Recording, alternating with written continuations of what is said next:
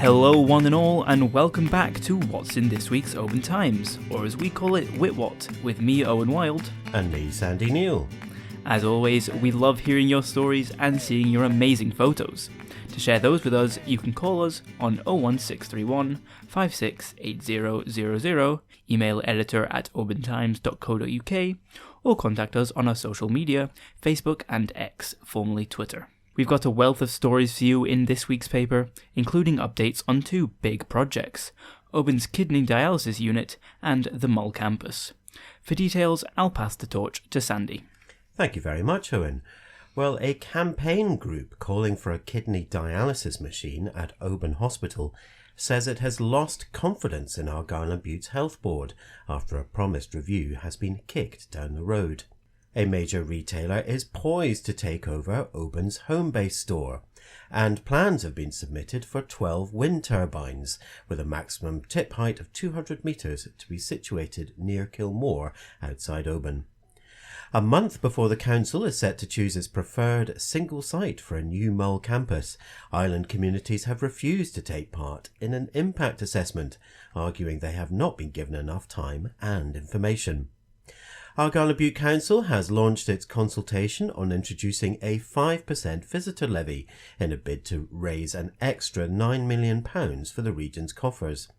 And in the Loch Arbor Times, a Loch Arbor businessman has spoken of his strong objection to Highland Council's visitor levy proposal and is urging everyone who will be affected to respond to their ongoing consultation too.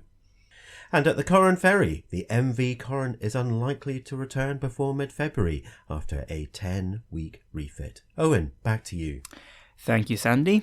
Rounding up the last of this week's stories. Concerned over the planned development of the Rest and Be Thankful were raised at an exhibition on the project in Loch Ilphead last week.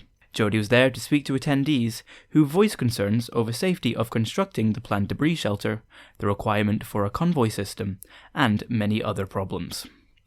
Two-vessel service has returned to Mull as the MV Isle of Arran fills in for the MV Isle of Mull, which is still dealing with a capacity issue.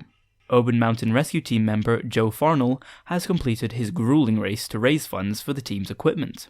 Joe ran 160 miles of the Montane Winter Spine over 3 days with almost no sleep. Hear from him in this week's paper to find out how he got on. Residents of Craignure on Mull have banded together to craft an intricate tapestry celebrating life in the village.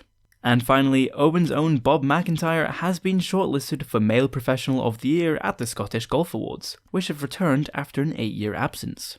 After his heroic victories in the Scottish and Canadian Opens last year, I think he's got a pretty decent shot at it, don't you, Sandy? I think so. Hopefully, fingers crossed. Well guys, that's all we have time for this week. Don't forget to pick up your copy of the Oban Times from all the usual spots this week, and as always, we'll be back next Wednesday for another episode of Witwhat. Goodbye from me, Owen Wild. And goodbye from me, Sandy Neal. Bye. Bye.